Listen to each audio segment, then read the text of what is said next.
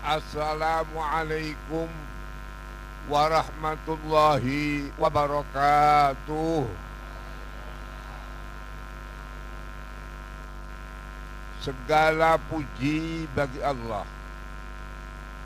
Salat dan salawat kepada Nabi Muhammad sallallahu alaihi wasallam beserta para nabi-nabi yang dahulu sampai nabi yang dikatakan dalam Al-Quran Tofa, Yesus. Para ibu-ibu, para bapak-bapak, saudara-saudara saya, lebih-lebih pimpinan, apa itu pemimpin pemerintah, pimpinan militer, pimpinan polisi, yang lain-lain, para ulama. Jawa Tengah ini disebut sentral Jawa. Jadi Jawa ini menurut sejarah Islam, kapan rame Islam di tanah air? Setelah munculnya yang disebut-sebut Wali Sembilan. Wali Sembilan adalah di Pulau Jawa. Ulama-ulama dahulu berubah sampai 9 kali. Pertama kali tahun 100 Hijrah, Umar bin Abdul Aziz. Kedua 200 Hijrah yang dipimpin oleh Imam Syafi'i beserta para mujtahid. Ketiga, pimpinan dasar agama yang dipimpin oleh Imam Asy'ari Maturidi. Kemudian keempat, manusia harus dipersatukan, satu dalam satu negara dan negara-negara yang lain. Bid'ah ada hasanah sayyi'ah. Yang keempat, Abu Bakar Al-Baqillani. Kemudian berubah kemajuan yang sesudah daripada apa berdirinya negara yang dipimpin oleh beliau Nabi Muhammad sallallahu alaihi wasallam. Berubah tahun ke-500 oleh Imam Ghazali. Kemudian apa yang dikarang Imam Ghazali itu diperluas dan disyarai oleh Imam Nawawi Rafi'i ke-6. Kemudian ke-7, mempersatukan yang lebih satu, bahwasanya orang beragama utamanya Islam satu, yaitu yang dipimpin ke-7 Ibnu Daqiqil Id. Kemudian perkembangan ilmu yang macam-macam disatukan dengan menampilkan akhir ilmu Islam yang dibawa oleh para ulama. Siapa itu? Imam Bulqin. Selesai sesudah abad ke-9 900 oleh Imam Mahali dan Imam Suyuti. Kemudian 10 meratakan Islam dari Maroko sampai ke timur. Akhirnya Islam dari Maroko sampai ke Maroke, dari lautan Atlantik sampai lautan Pasifik. Akhirnya para habaib muncul, dipelopori oleh Abdullah Al-Haddad ke-11, ke-12 oleh Sayyid Murtadha, yang akhirnya menimbulkan ulama-ulama di Indonesia, utamanya Jawa, tahun 1200, yang dipimpin oleh Said Murtadho. Muncul dari Jawa Kiai Abdul Manan. Begitulah sampai tahun 12, tahun 13 oleh Jawa Tengah, utamanya dari ulama yang ada di pondok pesantren Sarang Kiai Umar, kemudian yang ada di pesantren-pesantren yang lain. Sekarang 13, dan 13 sekarang 14. 14 ini benar apa yang difirmankan oleh Allah. Alam taro annallaha anzala minas sama'i ma'an. Adakah kau tidak mengetahui bahwa Allah menurunkan air dari langit? Apa air itu? Kehidupan. Apa kehidupan itu? Persatuan. Apa persatuan? Mengkokohkan saling manusia itu tidak bisa dipisahkan dengan sesama manusia. Air. Fa akhrajna bihi samaratin mukhtalifan alwan. Dari air itu timbul kelompok-kelompok yang berbeda. Beda tapi podo. Podo tapi beda. Seterusnya apa? Wa minal jibali juzajun bid wa humrun mukhtalifun alwan. Dari kekuatan gunung-gunung yang kokoh itu, jalan terang, jalan ke arah persatuan terang. Apa itu? Firman Allah, putih dan merah. Jadi waktu dulu dikatakan putih dan merah, aku Nabi. Sekarang kita bangsa Indonesia merah dan putih. Kalau nggak ada merah, tidak ada semangat, tidak ada darah. Kalau nggak ada putih, nggak ada keikhlasan, nggak ada kekuatan. Nah, merah putih. Jadi kalau dulu putih merah, sekarang merah putih. Saya ingatkan di sini bahwa bangsa Indonesia proklamasi 17 Agustus sama dengan Nabi proklamasi 8 Agustus. Nabi 8 Agustus 17 Ramadan. Bangsa Indonesia 17 Agustus 8 Ramadan. Apa yang terjadi? Nabi ada dikatakan hijrah. Hijrah pada bulan Oktober. Oktober adalah hijrah Nabi. Pemerintahan Republik Indonesia ada di Jakarta pada 9 Agustus. Oktober hijrah di Jogja, Jawa Tengah pada itu. Oleh karena itu RI dulu waktu saya penyerahan kedaulatan yang usia saya sudah 20 lebih, tahu bahwa RI pusatnya Jawa Tengah. Maka kalau saya hari ini nampak pada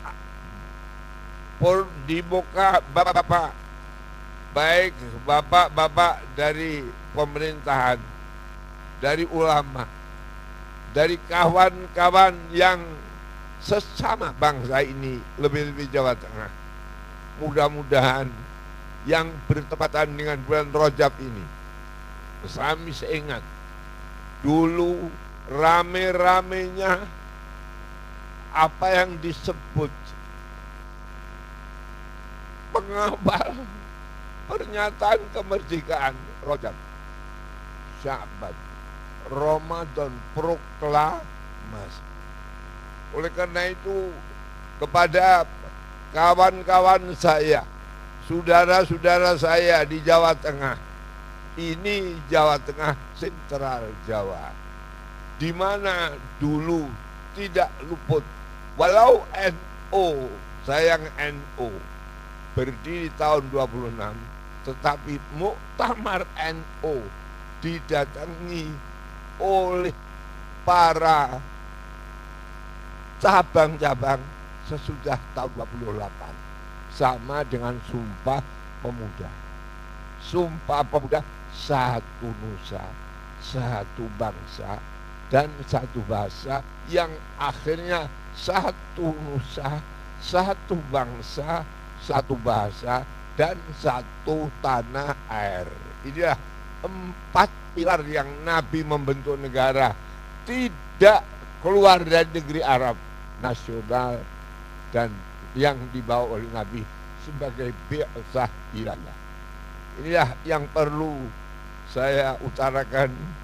Saya serukan Jawa Tengah supaya benar-benar al-awal wal akhir, pertama sampai tidak ada kapan habisnya. Jadikanlah Jawa Tengah NU dulu muktamar dihadiri cabang-cabang. Jadikanlah Jawa Tengah pemerintahan Republik Indonesia Oktober Hijrah di Jawa Tengah, Jogja. Sama dengan Nabi. Nabi proklamasi Agustus dan hijrah ke Madinah bulan Oktober. Persamaan ini merah putih. Dulu di Quran dikatakan putih merah. Sekarang merah putih. Podo tapi bejo. Bejo tapi apa? Podo. Sekian, saya mohon maaf. Mudah-mudahan apa yang kita maksud berkumpul di Simpang 5 ini semuanya kembali kepada Pancasila. Tahu Pancasila mempunyai segi 4. Jadi 4 mengepung ketuhanan yang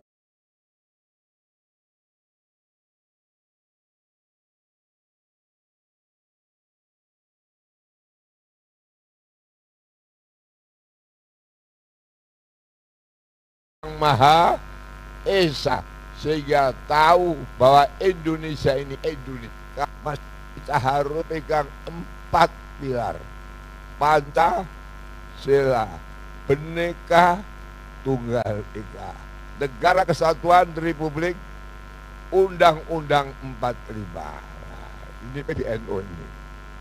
Sekian, wallahu ta'ala al-muwaffiq ila aqwamit thoriq.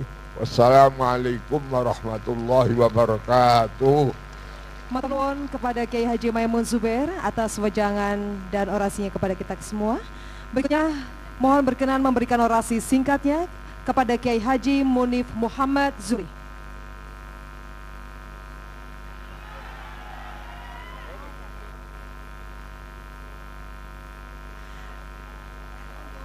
Baik, siap Pak. Mohon izin selanjutnya berkenan Habib Lutfi bin Yahya untuk memberikan orasinya.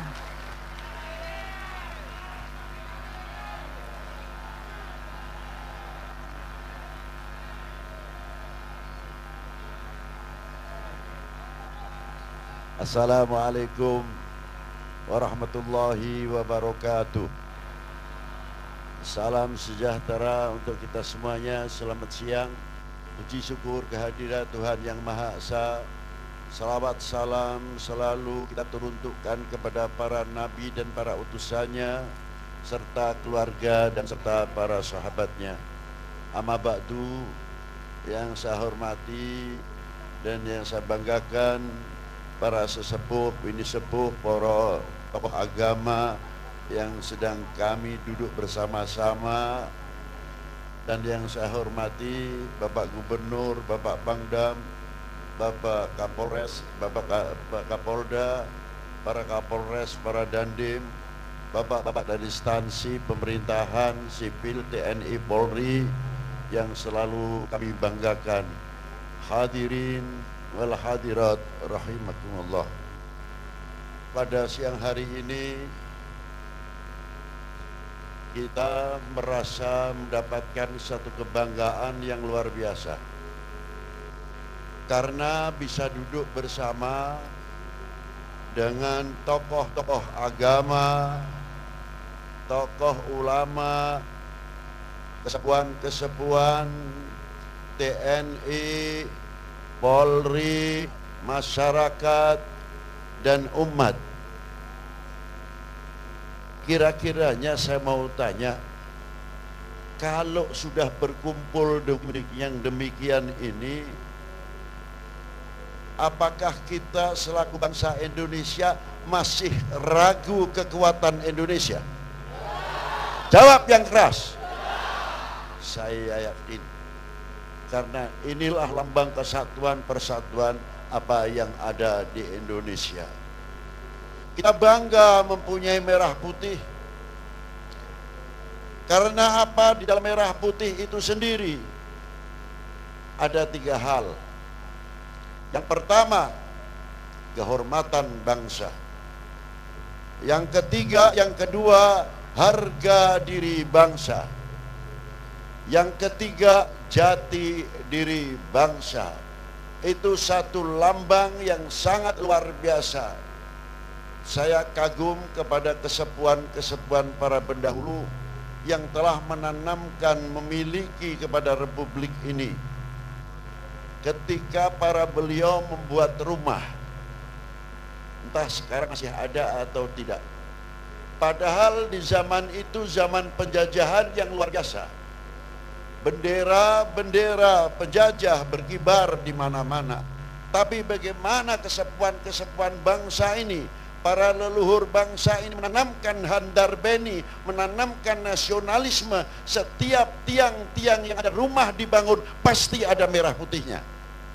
Itu satu contoh. Kalau di orang Pekalongan bilang di belandarnya atau tiang yang tengah sendiri. Ya. Jelas kan? Nah, lalu diiringi dengan apa? Janur, degan, gedang, pisang, padi, dan lain sebagainya. Sengaja sesepuh-sesepuh kita mendiamkan sampai 3 hari, 7 hari, tidak langsung ditutup dengan usuk, reng, dan genteng.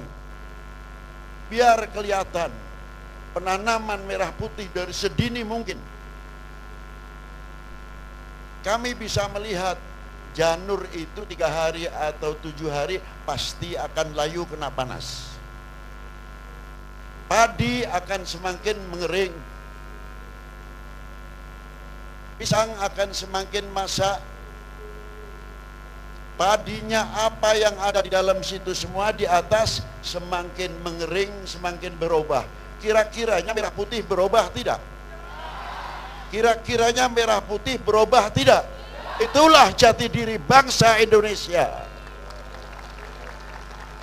Jangan kalah dengan laut. Kalau kita selalu melihat laut hanya keindahannya saja. Tapi saya kagum terhadap laut. Apa di antaranya? Air bah setiap detik berapa juta kubik atau berapa miliar kubik yang masuk ke lautan. Membawa limbah, membawa macam-macam.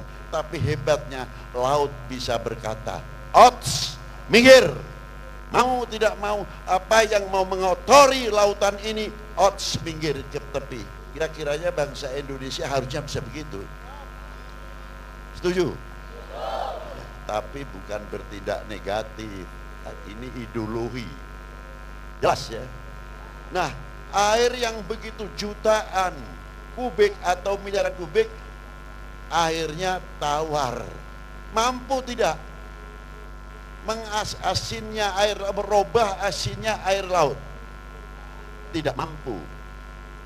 Padahal berapa kubik seluruh Indonesia masalah ini banjir masuk ke laut, tapi tidak mampu merubah asinnya air laut. Itulah harapan kami untuk bangsa Indonesia, untuk NKRI ini. Bisa tegak hatinya, teguh hatinya dalam mempertahankan NKRI, dalam tegaknya Sang Saka Merah Putih, karena berdirinya Sang Saka Merah Putih tidak akan melupakan sejarah.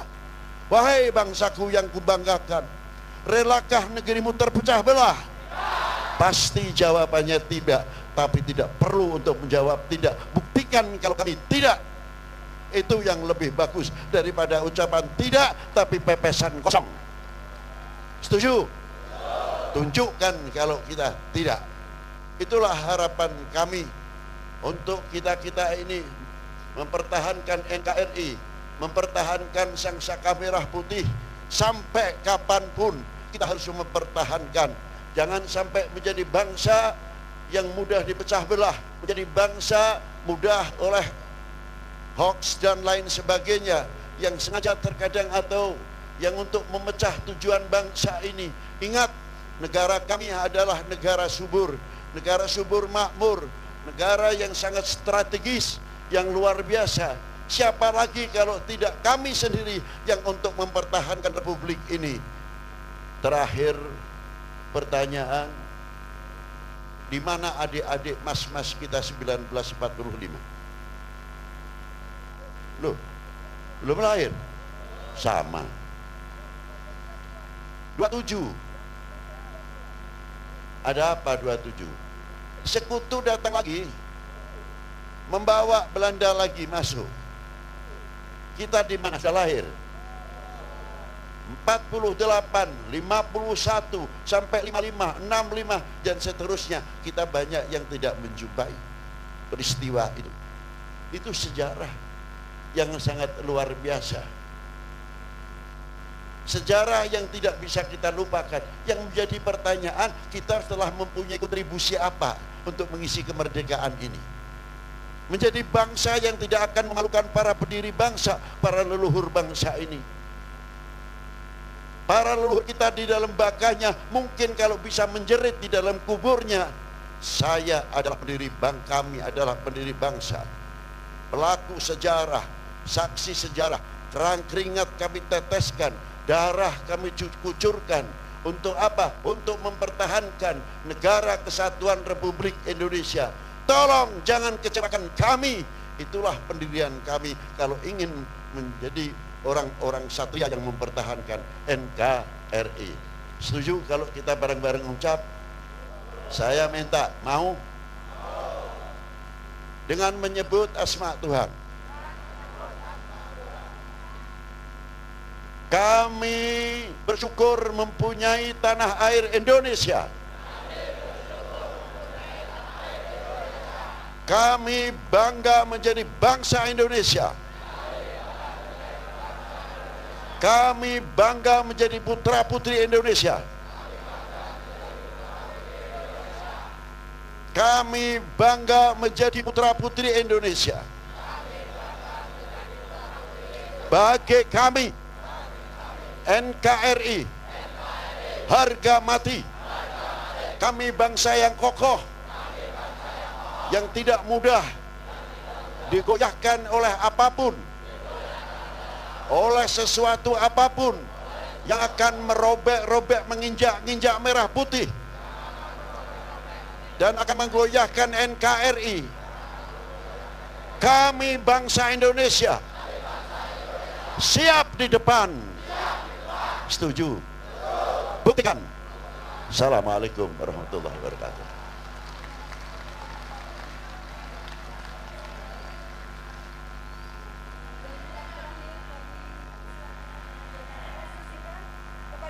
Taufik, kami persilakan.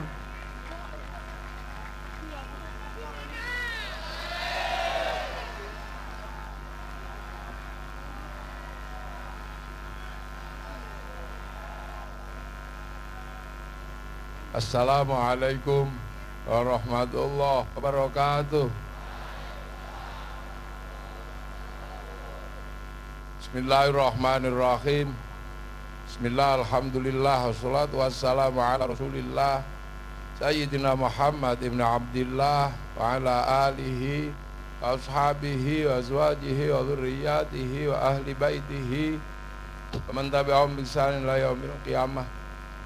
Bapak Gubernur dan seluruh jajaran Pemda Jawa Tengah, Forkompimda, TNI Polri yang sangat kita hormati, para habaib, para ulama, Mbah Maimun Zubair, Pak Habib Lutfi, Mbah Munib, dan seluruh hadirin hadirat yang berbahagia. Alhamdulillah hari ini kita ditunjukkan secara bersama-sama betapa bangsa kita adalah bangsa yang berbeda-beda. Bangsa yang berbeda-beda sudah disampaikan oleh Bapak Ganjar sebagai Gubernur Jawa Tengah dengan sebuah slogan besar dari masa lalu, yang namanya Bhinneka Tunggal Ika. Bhinneka Tunggal Ika adalah slogan besar di zaman Majapahit yang mampu menaklukkan 2/3 dunia. Kita bukan bangsa kecil, kita bangsa besar dari dulu. Kita menaklukkan 2/3 dunia, bahkan Mongolia takluk dengan bangsa di Nusantara. Saya pernah ke Korea Selatan, ada sebuah provinsi namanya Kimhae. Provinsi Kimhae yang bapak hutan atau danyangnya bernama Surowareng. Saya yakin nama Surowareng bukan nama Korea Selatan, itu pasti nama dari Nusantara, dan itu di zaman Majapahit. Bangsa kita bangsa besar dari dulu, dan kita bukan bangsa kecil. Bangsa Arab punya alat musik terbuat dari kayu dan kulit, namanya terbang. Bangsa Eropa punya alat musik gitar terbuat dari kayu dan tali. Tapi bangsa kita punya alat musik namanya gamelan, terbuat dari logam. Hanya bangsa yang menguasai ilmu pertambangan yang maju dan penguasaan metalurgi yang mapan mampu membuat alat musik dari logam. Bangsa kita memang bangsa yang kuat dari zaman dahulu dan bangsa yang berbeda-beda. Makanan terbanyak perbedaan hanya ada di Indonesia. Mulai dari padi, jagung, tiwul, dan segala macamnya ada. Bahkan hantu paling beraneka ragam adalah hantu Indonesia. Orang Eropa mengenal hantu namanya Casper. Orang Arab punya hantu. Orang Cina punya hantu namanya vampir. Hantu kita banyak sekali jumlahnya. Mulai dari jerangkong, wewe gombel, gundul pringis, sampai tuyul kita paling banyak. Artinya ini dari dulu bangsa ini memang beraneka macam. Makanya pilihan tertepat dari nenek moyang kita adalah Bhinneka Tunggal Ika. Bhinneka Tunggal Ika bukan bahasa baru, itu bahasa dulu yang diduplikasi ulang oleh Bung Karno. Bhinneka Tunggal Ika. Bangsa kita memang paling berbeda. Sehingga hari ini menjadi sebuah pertanyaan besar. Arab satu bangsa bisa dipikul oleh puluhan negara. Eropa satu bangsa dipikul oleh puluhan negara. Tapi kita puluhan bangsa dipikul oleh satu negara, Kesatuan Republik Indonesia. Kita bukan bangsa kecil, kita bangsa besar. Makanya nenek moyang kita dari dulu selalu mengajarkan mari kita hidup bersama dan jangan terpecah belah. Agar bangsa ini tidak terpecah belah, makanya negara-negara yang lain sekarang sudah lebih maju. Mestinya kita sudah belajar dari bangsa dan negara yang lain. Kita punya puluhan bendera, disatukan oleh satu bendera merah putih. Kita punya simbol banyak, disatukan oleh satu simbol Pancasila. Dan ini kita bisa lihat mulai dari bangsa-bangsa yang ada di luar bangsa Indonesia. Kita belajar sederhana saja dari bangsa Malaysia. Bangsa Malaysia tidak mungkin maju, maka mereka kemudian menyerahkan kembali anak bangsanya setelah lepas dari terorisme. Yang satu terorisnya masuk ke Indonesia namanya Asyari, yang satu namanya Nurdin Top. Maka Malaysia kembali menyerahkan anak bangsanya kepada si Upin dan si Ipin. Si Upin dan si Ipin tidak boleh lupa bahwa bangsa Malaysia adalah terdiri dari puluhan bangsa. Bangsa Malaysia nggak akan lepas dari bangsa ras India. Maka dari kecil si Upin dan si Ipin sudah dikenalkan dengan tokohnya namanya Jarjit. Bangsa Malaysia nggak akan pernah pisah dengan ras Cina. Maka dari kecil sudah dikenalkan dengan tokoh anak-anak Cina yang namanya Mei Mei. Dan nggak mungkin bangsa Malaysia lepas dengan anak-anak Indonesia. Maka si Upin dan si Ipin dari kecil dikenalkan dengan tokohnya namanya Susanti. Ini cara mereka mengajarkan kebangsaannya. Amerika nggak boleh malu ketika dia gagal di Vietnam. Bangsanya nggak boleh dipermalukan. Maka kemudian dia membuat film berseri yang sangat kuat yang dikenal dengan nama film Rambo 1-5. Amerika tidak boleh malu ketika ngambil spiritual dari Cina. Maka semenjak dulu dia ajarkan bahwa Cina bagian dari Amerika. Dia bikinkan film American Shaolin, American Kung Fu. Jepang tidak boleh malu dengan Amerika, tidak boleh malu dengan Jepang. Maka dia bikinkan sebuah film terkait dengan Jepang, American Ninja, American Samurai. Bahkan film terakhir Samurai itu dari Amerika, namanya Tom Cruise dengan judul The Last Samurai. Ini kebangsaan ke depan. Ini negara-negara sedang memulai. Jepang tidak boleh malu ketika terjadi pembantaian restorasi Meiji dan rezim Tokugawa. Tidak boleh malu anak bangsanya. Maka dibikinkan sebuah film yang sederhana dengan judul Samurai X dengan tokohnya Rory Kenshin. Ini cara bangsa-bangsa yang lain merawat kebangsaannya. Dan inilah saatnya kita Indonesia, generasi milenial harus semakin maju memahami bangsanya. Biarkan merah putih berkibar, jangan disaingi dengan bendera yang lain, karena merah putih mempersatukan dari Sabang sampai Merauke. Bahkan saya dan para kiai, ketika merah putih kamu saingi dengan bendera tauhid, kami dengan serta-merta menolak itu, karena itu benderanya Hizbut Tahrir, bukan bendera Indonesia.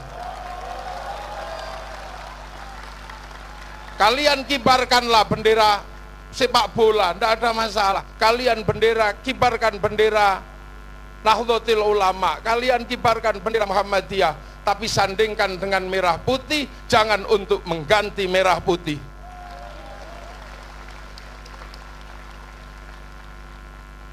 Seperti sebelum tahun sekarang, pada zaman dahulu ada yang mau mengganti merah putih dengan bendera Palu Arit. Bendera Palu Arit adalah sebuah bendera yang dikibarkan. Kita menolak, walaupun seperti itu, kalau kita ke sawah tetap pakai arit, kita nukang tetap pakai palu. Anti bendera la ilaha illallah, tidak anti la ilaha illallah, karena kita setiap hari tetap pakai la ilaha illallah. Ini pelajaran kita, jangan sampai ada bendera-bendera yang lain yang akan menyaingi bendera merah putih. Kenapa?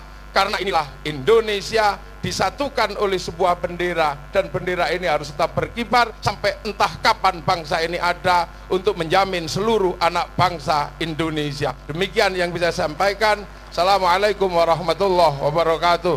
Wassalamualaikum Muhammad. Matur nuwun kepada Gus Muwafiq yang telah memberikan orasi kebangsaannya. Dan berikutnya bersama-sama kita akan simak pembacaan deklarasi kebangsaan oleh Gubernur Jawa Tengah. Untuk itu hadirin dimohon berdiri. Kami persilakan kepada yang terhormat Pak Haji Ganjar Pranowo SH.MIP didampingi Wakil Gubernur Jawa Tengah, Forkopimda Provinsi Jawa Tengah, serta para tokoh agama dan tokoh masyarakat.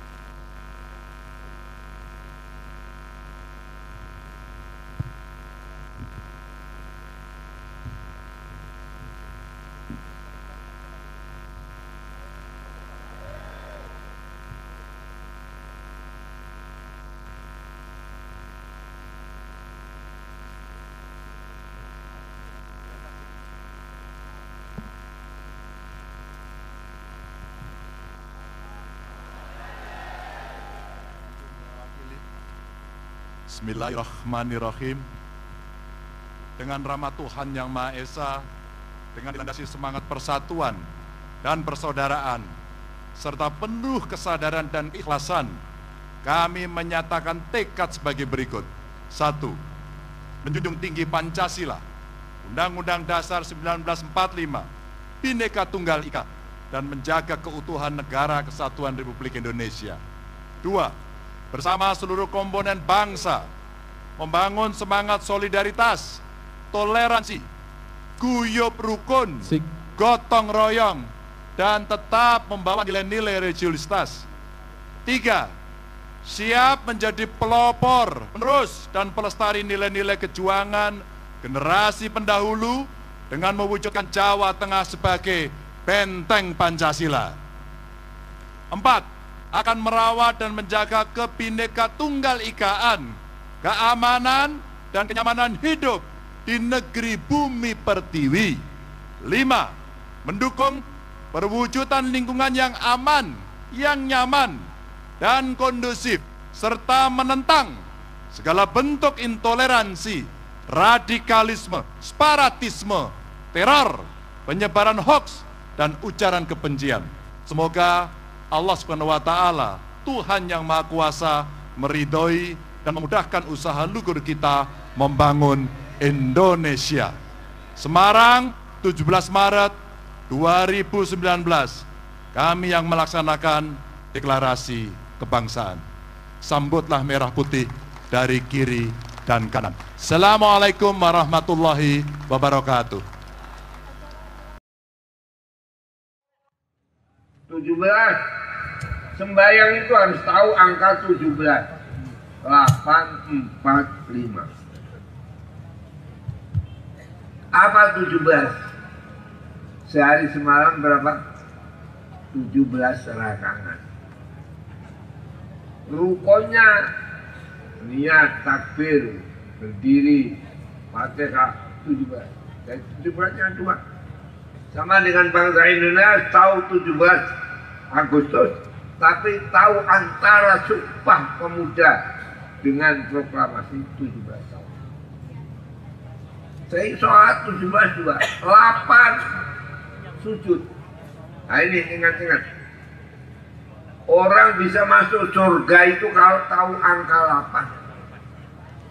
8. Aqrabu ma yakunul abdu min rabbihi wa huwa sajid. Sedekat-dekat kaulah dengan Tuhan Allah waktu sujud.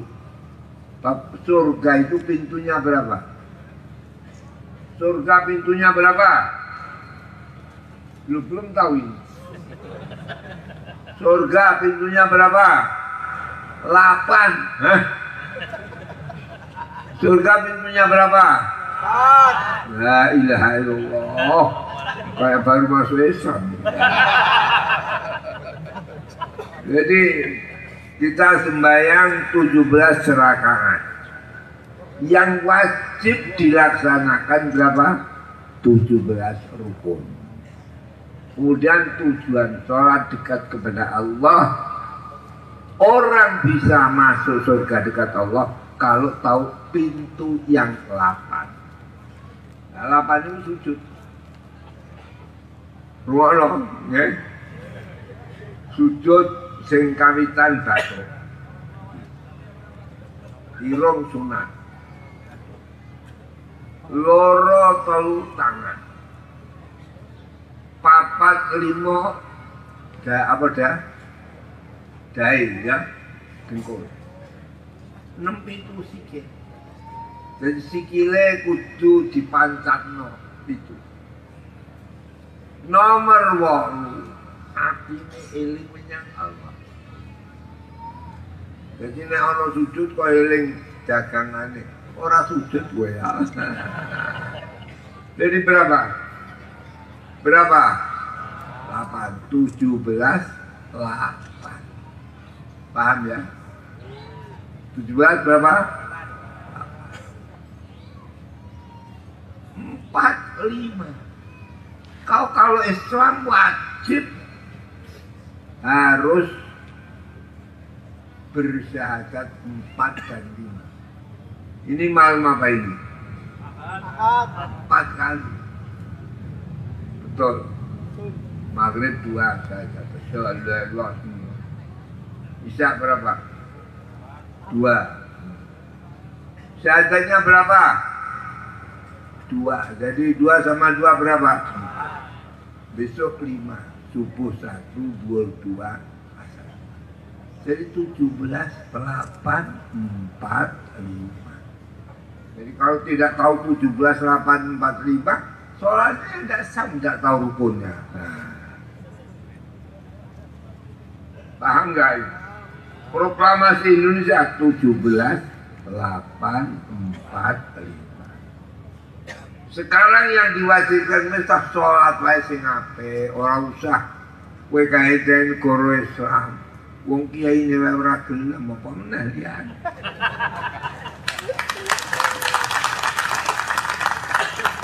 Jangan kiai negara Arab itu wis gone Islam. Tidak ada sekarang.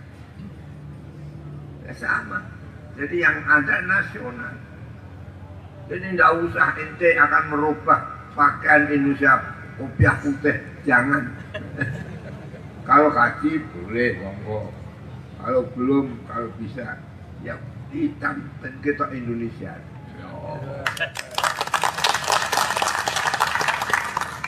Indonesia tanah air.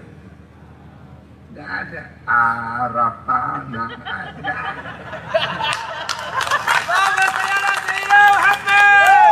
Nabi diutus dan satu negara. Ini yang penting saya utarakan. Saya mohon maaf yang sebanyak-banyaknya supaya dihafal ya. Dihafal. Sembahyang itu ya 17, 8, 4, 5. Sekarang ya harus dihafal.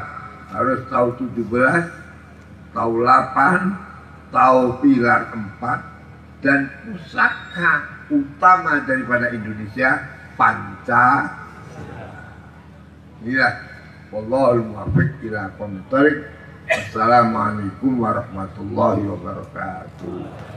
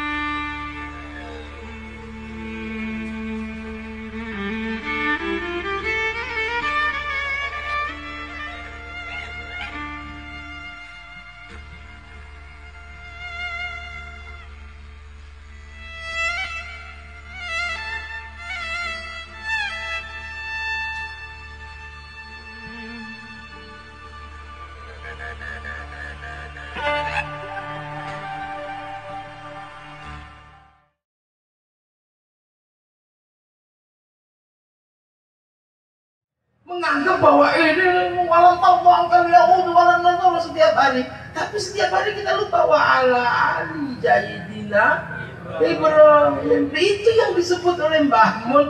Kita lupa dengan 17.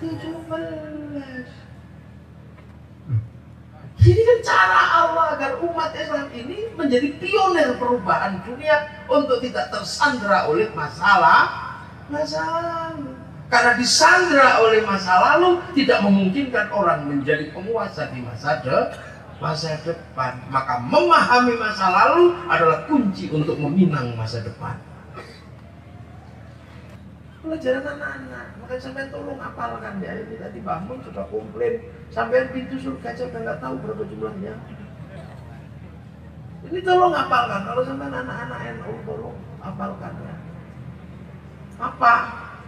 Adamun Idrisun Nuhun Huduma Soleh wa Ibrahim Kurun Mustaba Lutun wa Ismailu Ishaku Kada Yaqubu Yusufu wa Ayyubu Kada Syu'aibu Haruna wa Musa wal Yasa' bil Kifli Dawudu Sulaiman Uttaba Ilyasu Yunusu Zakaria Yahya Isa wa Qoha Khodimun Da'goya. Hafalkan. Untuk apa? Untuk mengingat bahwa Nabi kita ini Nabi Muhammad. Dengan kita hafal nadzoman aqidatul awam itu, kita punya keyakinan, oh Nabi saya ini Nabi terakhir loh. Nabi bontot. Artinya apa? Kalau Nabi Muhammad ini Nabi terakhir, berarti Islam ini agama paling mudah. Artinya di antara sejarah agama-agama yang ada, Islam ini sing paling muda. Hindu lebih tua, Nasrani lebih tua, wong umatnya Nabi Isa. Yahudi tua, umatnya Nabi Musa.